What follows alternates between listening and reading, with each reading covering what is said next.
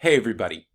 In this lecture, I'm going to be talking a lot about how you should be approaching Benjamin Franklin's autobiography as you read it. This book is an autobiography, and that makes it different than a textbook or a monograph like the other three that we're going to be reading in this class.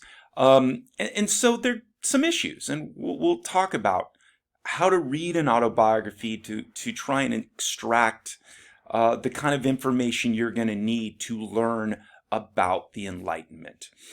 Towards the end of this lecture, in fact, it might be the majority of this lecture, I'm going to do a rather close reading of the first few paragraphs in Franklin's autobiography. And I won't do that other times. But I'm going to do it in this lecture, and I do it for two reasons. One, there's some really interesting stuff in the first few paragraphs of Franklin's autobiography. But also, I want to show you how much you can pull out of this book if you read it slowly and carefully and are really actively reading to make sure you're focusing and paying attention to what you're reading. So I'm going to try and help you with that. All right. I've talked about this a little bit already in a couple of your previous lectures, but let's talk about it again. Why are we reading the autobiography? I told you before, Franklin never mentions the word, never uses the word enlightenment in the book. And he doesn't talk specifically in terms of explaining concepts like science and progress and secularism. However, Franklin's life story that he retells in the autobiography really embodies elements of this Enlightenment thought in an interesting way. You know, there are books on the American Enlightenment, and I've read them. And some of them are too advanced. Others are a bit too dry. Some were just too long for a 200 level university class. And I've just always thought, why not read Benjamin Franklin's autobiography? He talks about this stuff in terms of his own life, but in an interesting way, by telling his life stories. Students tend to like autobiographies because they're the story of one individual's life, and they're a bit easier to follow, and there's a narrative.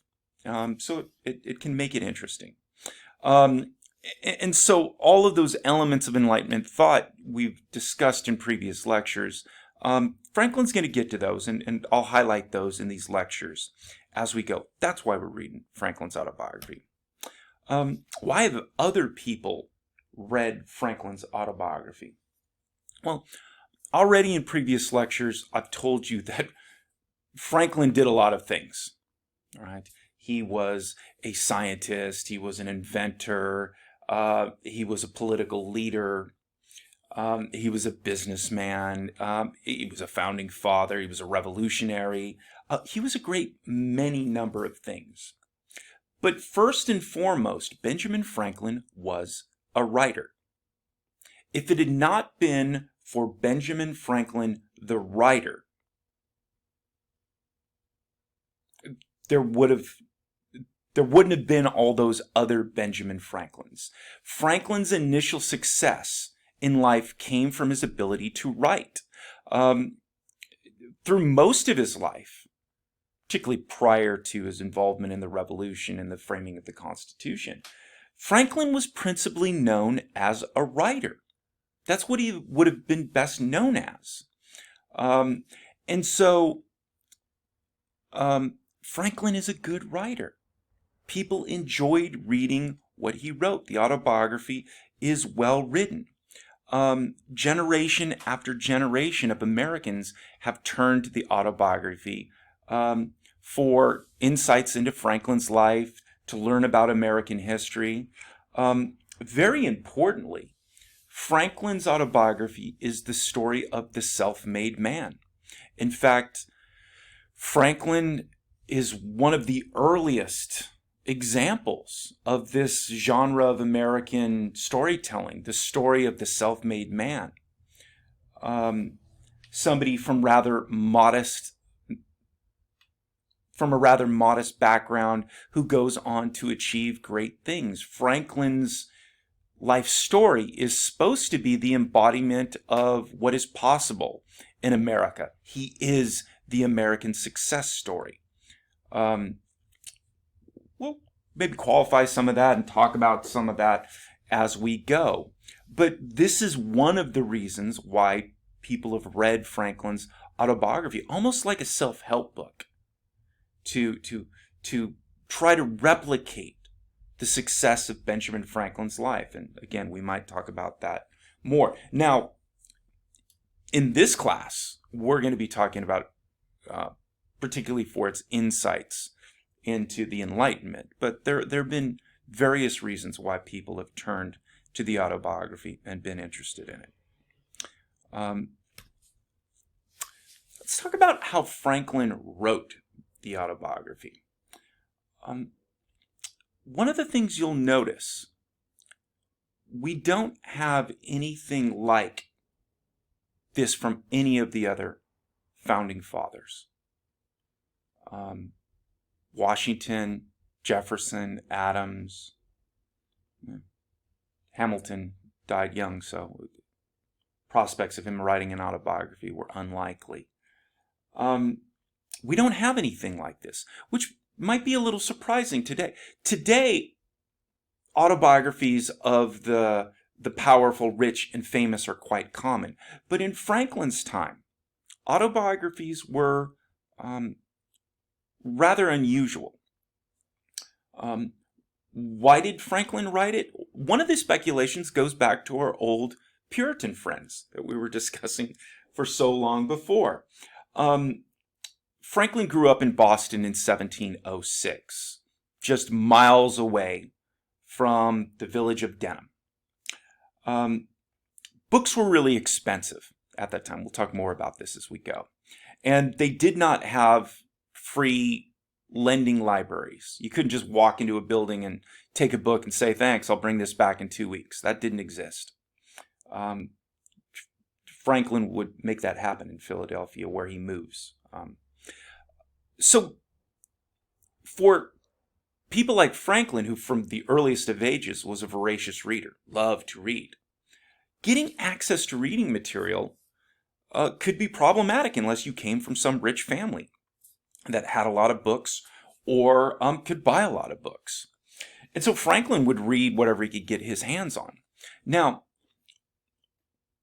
one of the genres of writing that the Puritans had a fair number of were what we could term as spiritual autobiographies. Remember we talked about the stages of conversion and how people lived their lives differently after, if you were a visible saint, you felt like you had received God's grace and forgiveness of your sins. The Puritans wrote about that. They wrote their life's journey in terms of spiritual autobiographies. Spiritual autobiographies tend to be of a similar narrative arc. I was a low-down, dirty, rotten sinner. Then the Lord came into my life, and now everything is better. Sometimes there's a slight variation. I grew up in a Christian family, then I backslid, and I became a low-down, dirty, rotten sinner. Then the Lord came back into my life, and now everything is better. All right. Franklin would have read a lot of these spiritual autobiographies just because they were available. They were something to read, and he would have read it. We'll talk about Franklin's complicated relationship with religion. We're going to start talking about this as we read the first few paragraphs. And so some people have speculated that maybe one of the reasons why we got an autobiography from Benjamin Franklin is because he grew up reading a lot of these spiritual autobiographies, that it occurred to him because of this. Now, one of the interesting things, and I'll explore this idea more as we go on, but as we'll talk about, Franklin was not very religious. He wasn't an atheist. He didn't hate God. As we'll talk about, it just seems like it was something, by the time he gets to a certain age, he didn't give it a lot of thought. But when we read Franklin's autobiography, if you think of the purpose of a spiritual autobiography, almost like a self-help book, you are encouraging people to come to Christianity. The story in the spiritual autobiography is, my life was a wreck, things weren't going well, I was a sinner, then the Lord came into my life and things are better. You should become a Christian too. Franklin's autobiography you could also think of as a self-help book, but a secular self-help book. Franklin doesn't encourage you to become a Christian, but he does encourage you to work hard, to save money, to be disciplined. And if you do those things, there's a better chance you will accumulate wealth and success and happiness. And that's the way he couches his story. If you think of the spiritual autobiography as a self-help book, you could also think of Franklin's autobiography as a kind of secular self-help book, where what Franklin is really interested in his autobiography is this world here and now. If you want to read a book about how to avoid hell and how to get into heaven, Franklin's autobiography is not the one for you, because he doesn't have much to say about that subject. He just doesn't. But if you want to read a book about how to be successful, how to be wealthy, how to get people to admire you, Franklin's got a lot to talk about. All right. And so that helps us explain, why is Franklin the only founding father with an autobiography? It might have to do with our old Puritan friends, which is both interesting, and part of the reason I use Franklin after our unit on the Puritans is also it allows us to make some comparisons between what we just studied and our new unit. Because Franklin, and I'll talk about this more, Franklin's family weren't Puritans, but come from a very similar religious tradition. And so Franklin comes out of the world that we were just studying. Let's talk about the actual construction of the book, however, because that's kind of interesting. Franklin never published the autobiography in his life. He printed up some copies, he gave it to friends, as we'll talk about more later. Other people made up copies and started passing it around, but it was never his idea to formally publish it. In fact, it was not formally published until after he died, although there were a lot of copies floating around, not only what is now the United States, but even in Europe, before it was formally published. Franklin wrote part one. Well, let me step back before I talk about the specific parts. The reason that the autobiography is divided into 4 parts is because there were 4 distinct periods of life that Franklin sat down to write his autobiography. Almost like it was, it just occurred to him at 4 different times. I'll start writing about my life story. And so that's why it's broken into 4 parts. The 4 parts aren't thematic or chronological in terms of telling his life story. It's that he wrote the book at 4 different times, covering the different parts of his life. And so later, when it came to other people publishing the book and organizing it, they just divided it into the 4 parts of the book that he wrote. All right. So let me talk about each one, because they're a little interesting. Franklin writes part 1 in 1771 at the age of 65 years old. This is before the American Revolution. And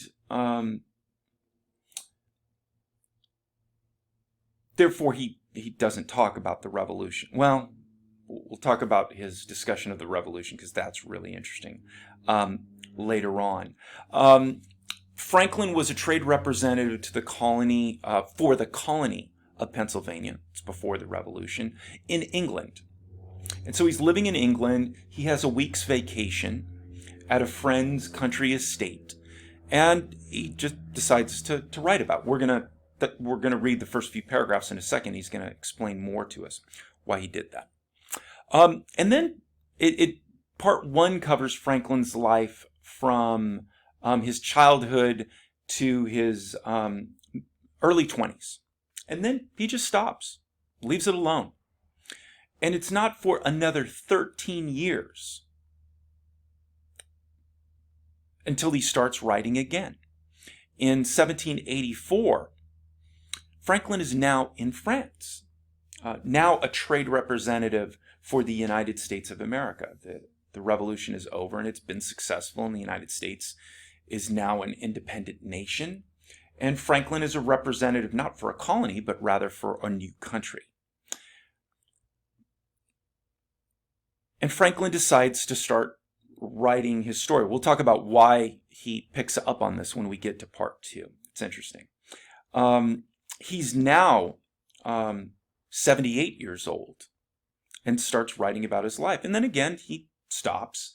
And it's not until 1778,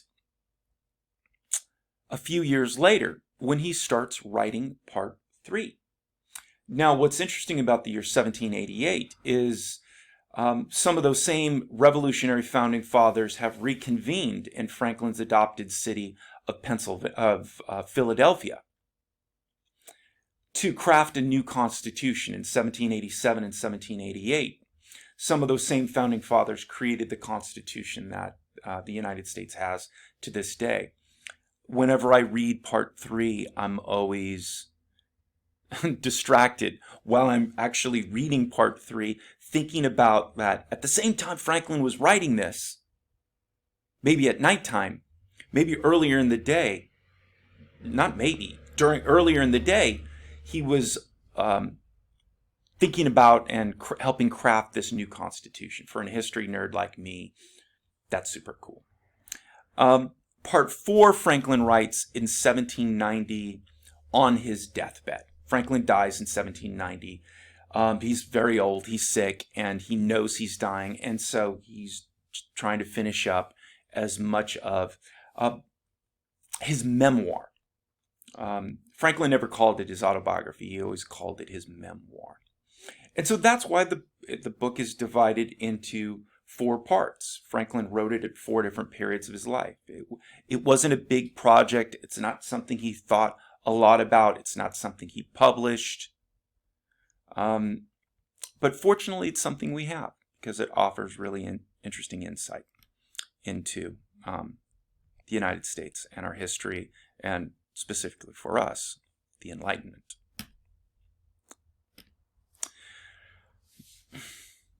How does Franklin justify writing the autobiography? Well, that's what we're going to talk about as we look at the first few paragraphs of the autobiography.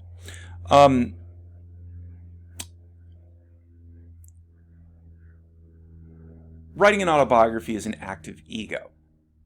And often, usually early on in an autobiography, the autobiographer tries to explain to the reader why you should be reading about his or her life.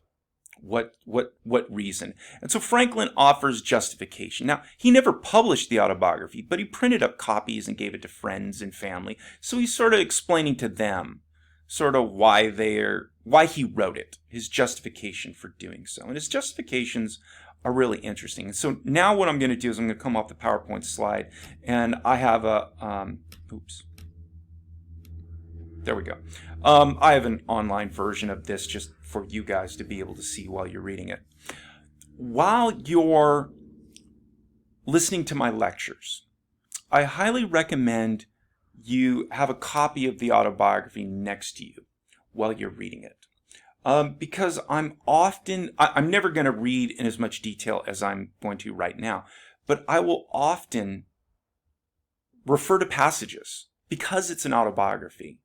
and give you examples from the book. And if you're the kind of student that likes to, look at the book and see with your own eyes what I'm reading and what I'm talking about, you might just want to have a copy of the book. I'll tell you what page number it is. You can turn to your copy of the book. You don't have to, but some of you might find that helpful. That's what I also tell my students when I teach this class on campus, that you don't have to bring any of the other books to campus, but you might want to bring it to class, so you guys might want to have it handy. What I'm reading is on page 1, and I'm going to get to page 2 in your version of the book. All right. So I told you Franklin had a week's vacation at a friend's sort of estate in England, and he sits down to write about his life. And so he starts, "Dear son." Okay, let's stop right there. Dear son. Why is he only writing it to one of his children? Franklin had a number of children. Why this one? What's special about this one? Well, he's writing it to his son, William.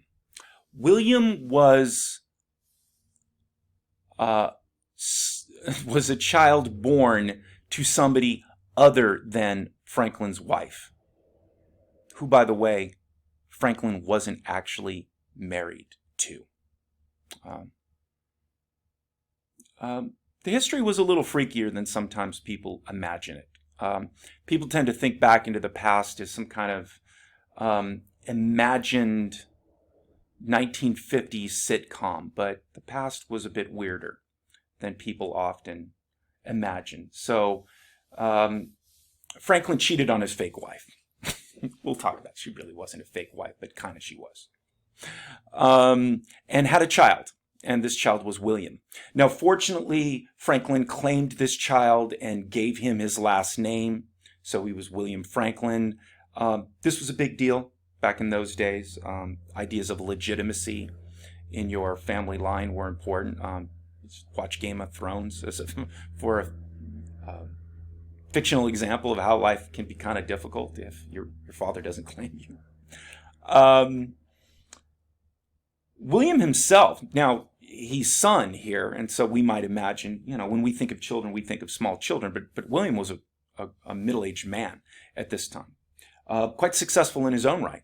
At this time, he was the royal governor of the colony of New Jersey at the time. And William hadn't heard a lot of the family stories because he lived more with his mother than with Franklin.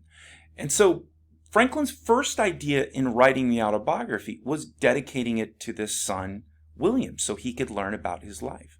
Now, the story of the relationship between Franklin and William turns out quite sad. This book is on the cusp of the Revolution. In fact, revolutionary activity like the Boston Massacre had already happened. There was no outright declaration of independence yet, but trouble had already started.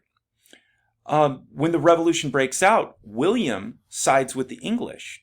Ben obviously it becomes a revolutionary. And the two were disappointed in the other's decision and were resentful of each other, and there was a falling out. When the English lost and the Americans won, William, because he was such a high-ranking official, couldn't really stay in the newly created nation that he tried to prevent from coming about, so he went to England. Later in life, Franklin and William tried to patch things up. Ben was in England on business, and the two met to try and work it out, but they couldn't. The resentments were still there. And when Franklin returned to Philadelphia, he wrote William out of the will. So a sad end to the story. But this was written with the hope of integrating William more into the family and letting him know about the stories of the family. So he says, "Dear son, I have ever had the pleasure in obtaining any little anecdotes of my ancestors. You may remember the inquiries I made among the remains of my relations when you were with me in England and the journey I undertook for that purpose. Imagining it may be equally agreeable to you to know the circumstances of my life, many of which you are yet unacquainted with. And expecting the enjoyment of a week's uninterrupted leisure in my present country retirement, I sit down to write them for you, to which I have besides some other inducements. So his first reason for doing this, the first justification for the autobiography, was for William. Hey man, you don't know some of these stories. You know me, I've always been interested in the family history. They had gone to England together at one point. I'm always interested in the family history, and it occurs to me you don't know some of the stuff about my life. So I get a week's vacation, I'm going to sit down, I'm going to write this for you. To which he has other reasons. This next very long sentence is, if not the most, one of the most famous sentences from the autobiography. Having emerged from the poverty and obscurity in which I was born and bred to a state of affluence and some degree of reputation in the world, and having gone so far through life with a considerable share of felicity, the conducing means I made use of, which with the blessing of God so have succeeded, my posterity may like to know, as they may find some of them suitable to their own situations and therefore fit to be imitated. All right, that's a mouthful. This gets back to that idea of the self-made man and Franklin as a representative of the self-made man. So let's unpack that. Having emerged from the poverty and obscurity in which I was born and bred. He wasn't really born poor and obscure. He was born middle class. He was born as obscure as you and I, right? He's just saying, I wasn't from a rich, famous family. Okay, that's what he's saying. But he wasn't really born poor. And having gone to a state of affluence and some degree of reputation in the world. Franklin's not bragging, that's just true. And, you know, at the age of 65 in 1771, Franklin was rich. He was highly involved in politics. He was a famous writer. He was a famous scientist. He's not bragging, he's just stating the truth. And having gone so far through life with a considerable share of felicity. Felicity is happiness. Isn't that the trick? Franklin's saying, I'm not only rich, I'm not only famous, but I'm also happy. Most of my life, I've been happy. That's a hard trifecta to pull off. Read of the lives of the rich and the famous, and you'll find a lot of stories of sadness and unhappiness and discontentment. Turns out fame and fortune doesn't solve all your problems. All right? But Franklin was happy. All right? Now, look at this next clause, because it gives us some insight to Franklin's views on religion and his relationship with God. So he just said, I'm rich, I'm famous, I'm happy. Now look what he says. The conducing means I made use of, which with the blessing of God so well succeeded. That's interesting. Now, if a Puritan had said, I'm rich, I'm famous, I'm happy, they would have given 100% credit to God. But notice, Franklin kind of qualifies and makes it clear to the readers, to us, that he was actively involved with this while crediting God. The conducing means I made use of, which with the blessing of God shall receive. It's an interesting qualification. Why? Franklin's going to do this again in another paragraph. While he's trying to thank God, he's going to invoke I and me. And there's going to be a reason for that. I'll talk about that when we get there. This is not an accident. All right. My posterity may like to know, right? Future generations of his family may like to know, as they may find some of them suitable to their own situations and therefore fit to be imitated. He's saying, hey man, things have worked out really well for me. I'm rich, I'm famous, I'm happy. Hey, maybe if you, reader, maybe if you find yourself in similar circumstances, you might want to try some of this stuff in this book. Maybe it'll work out well for you. This is an important sentence because this is why so many generations of Americans have read the autobiography. They're looking for that blueprint to unlock the code. How do you get rich? How do you get famous? How do you achieve happiness? Franklin's saying, well, maybe look at my life. Then he continues. That felicity, when I reflected on it, has induced me sometimes to say that were it offered my choice, I should have no objection to a repetition of the same life from its beginning, only asking the advantages authors have in a second edition to correct some faults of the first. So I might, besides correct the faults, change some sinister accidents and events of it for others more favorable. But though this were denied, I should still accept the offer, since such a repetition is not to be expected. The next thing most like living one's life over again seems to be a recollection of that life, and to make that recollection as durable as possible by putting it down in writing. Franklin's also just writing this for the sheer pleasure of writing it. Okay? He's saying, like, I've had it, in that paragraph, I've had a great life. And if it were somehow magically offered to me to live that life over again, I would do it. He's saying, I would first ask for the ability to change some little minor details. I've hurt some people in my life. I've done some bad things. If I could live my life over again, like a second edition of a book where little errors are found in it. Second editions, particularly back in the old days, before computers and spell check and things like that. Second editions of books tended to be cleaner. It was the same book, same content, but a little spelling errors and little mistakes would be corrected. That's what he's saying. Franklin was a printer, as we'll talk about, and so he's using a metaphor from the world he understands. I would live it over again. I just want to correct some little tiny things. He says, but we don't live in a magical world. Well, he implies we don't live in a magical world, so that's not going to happen.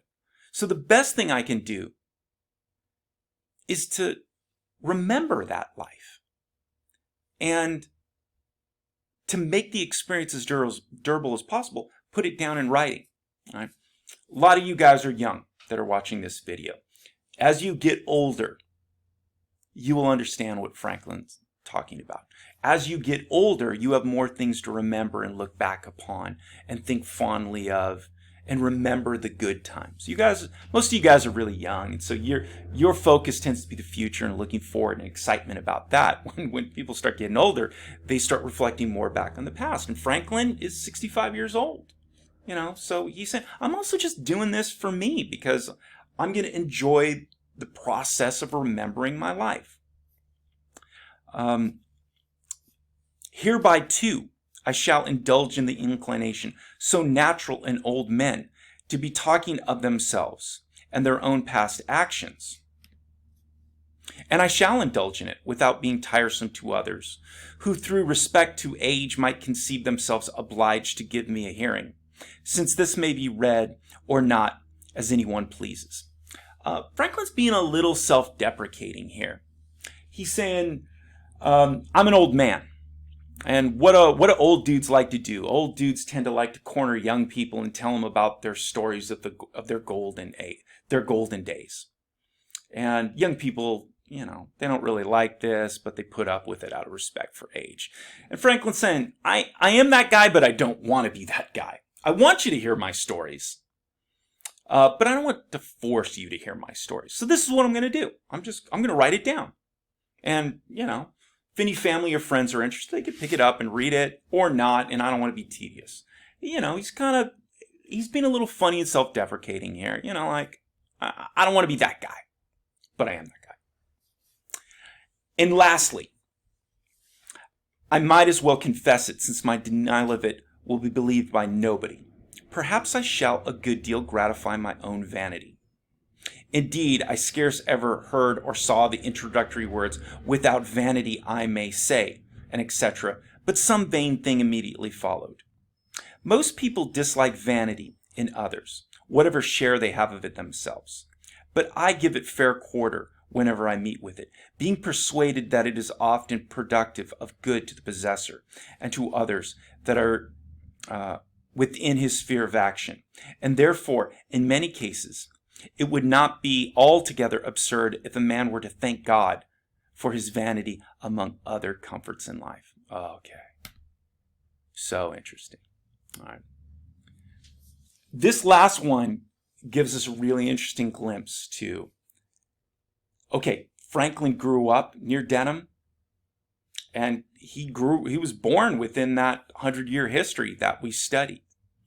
But in a lot of ways, Franklin's life that he would live was a million miles away from that little Puritan village. And here we see just sort of a massive difference in terms of mindset here. All right. And so Franklin's given all these reasons why he's writing the autobiography. I'm doing it for my son. I'm doing it for other people to try and replicate my success. I'm doing it for my own personal satisfaction. I'm doing it because I don't want to bore other people so they can read this if they want. And then the last justification, he kind of keeps it real. It says, okay, there's some vanity involved with this. All right, I'll admit it straight up. He said, I scarce ever heard or saw the introductory words, quote, without vanity I may say, and etc., end of quote. But some vain thing immediately follows. What Franklin is telling you there, let me give you a more sort of modern take on that. Franklin's saying is, the next time somebody walks up to you and says, I don't mean to brag. I don't want to boast. But the next thing that's going to fly out of their mouth is a brag or a boast. That's just how it works. And so he's saying, I'm not going to do that to you. I'm not going to tell you there's no vanity involved with this. There is vanity involved in this. I'll admit it.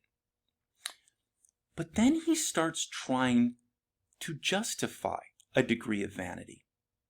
And this is where we get into tricky territory with our old Puritan friends. Most people dislike vanity in others, whatever share they have of it themselves. Isn't that true? We all hate vanity in other people. We almost universally find that an unattractive characteristic in a person. But we're often blind to our own vanity. Very true. But I give it fair quarter whenever I meet it. To give something quarter means to accept. What quarter literally is when two armies go to war and one side is winning and the other side wants to surrender without being killed. The winning side offers quarter. The losing side asks for quarter. It means okay, we give up. Don't kill us. So to give fair quarter, it doesn't mean you love it. Franklin's not saying, look, hey man, I love vanity. I think vanity is the greatest thing. He's saying I accept it, like a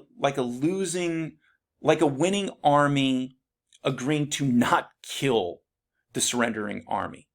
I'll accept that. So he's saying he puts up with it.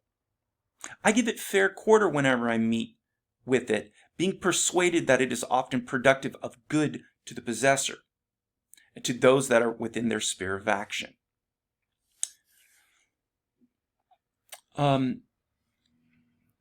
Franklin believes we need a little vanity to get by in life, to help us achieve. You want a good example of what Franklin might be talking about?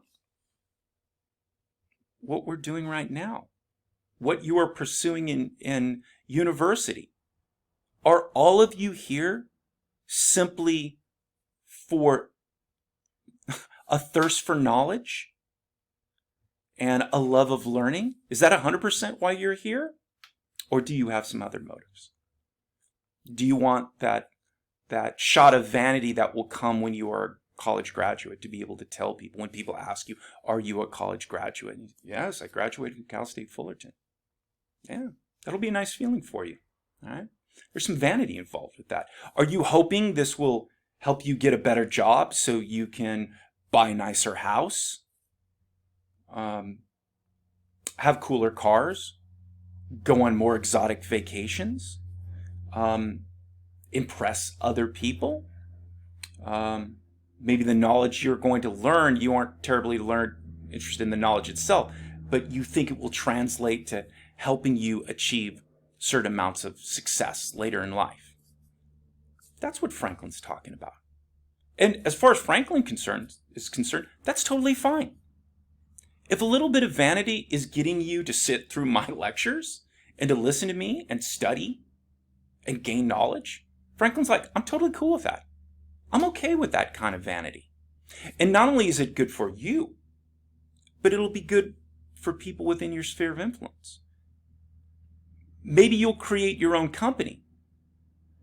create jobs for employees, create tax revenue for the state, for the nation.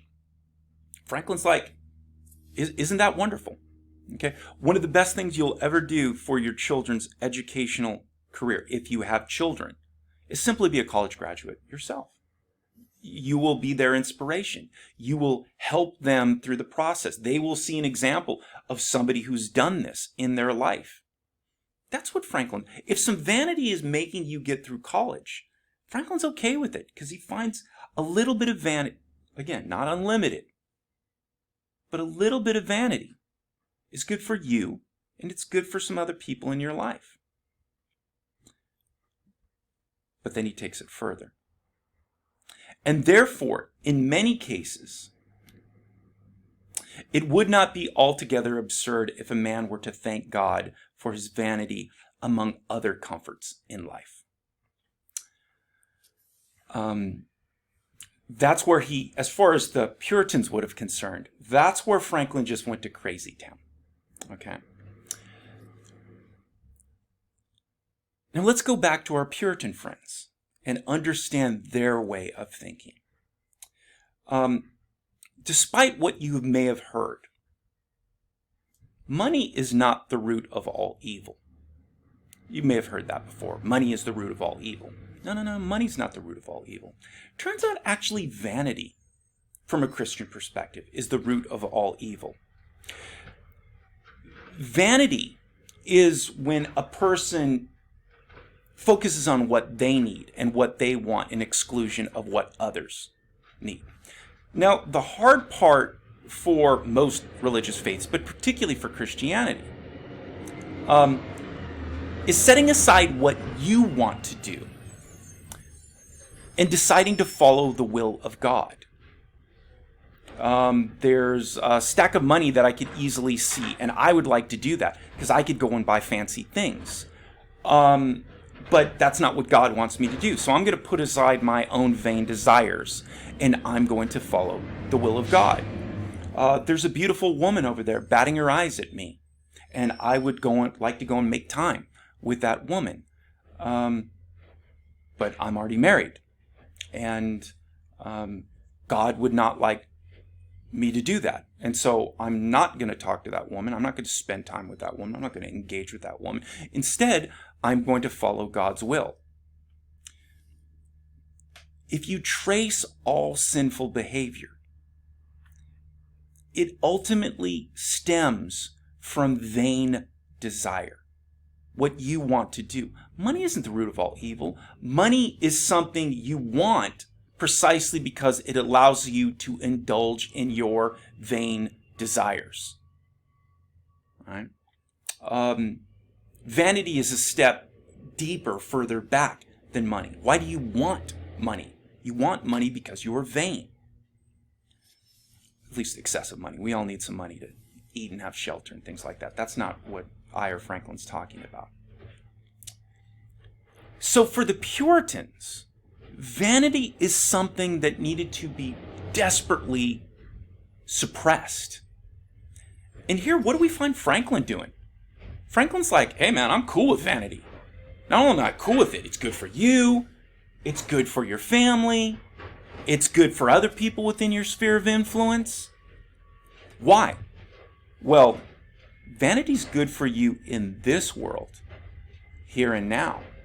And that's what I talked about before. That's what Franklin is interested in. Franklin is interested in this world, here and now. What's going to get you into heaven? What's going to keep you out of hell?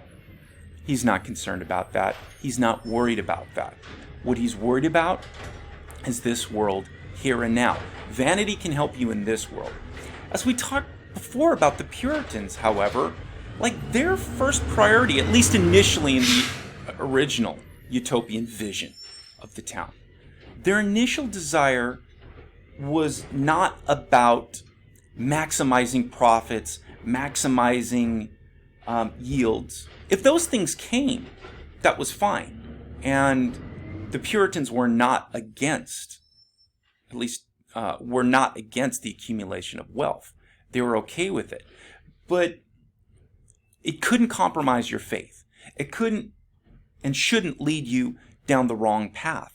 And now what do we have? Franklin celebrating vanity in almost a blasphemous way. Look at what he says. And therefore, in many cases, it would not be altogether absurd if a man were to thank God for his vanity among other comforts of life. He's saying you should be thanking God for this. Now, he's saying, I know it's kind of ridiculous. He knows this is kind of borderline blasphemous. He's turning it into a joke. He's like, I know it's ridiculous to thank God for vanity, but when you kind of think about it, maybe you should. Brothers and sisters, we are in a very different world from the world we just left. All right. Franklin's Enlightenment values are taking us far afield from our old Puritan friends. This lecture is running long. I have one more paragraph to read.